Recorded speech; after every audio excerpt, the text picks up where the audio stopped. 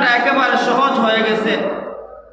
وقرنا في بيوتكن ولا تبرجن تبرج الجاهلية الأولى।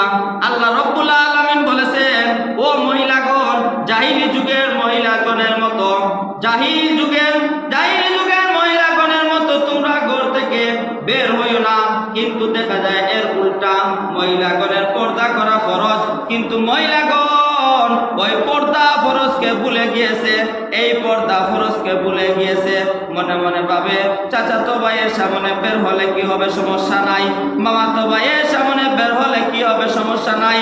দেবরের সামনে বের হলে কি হবে, সমস্যা নাই। তাও শেষ নাই, বটশ্বরের মধ্যে মার্কেটিং করার জন্য যায়।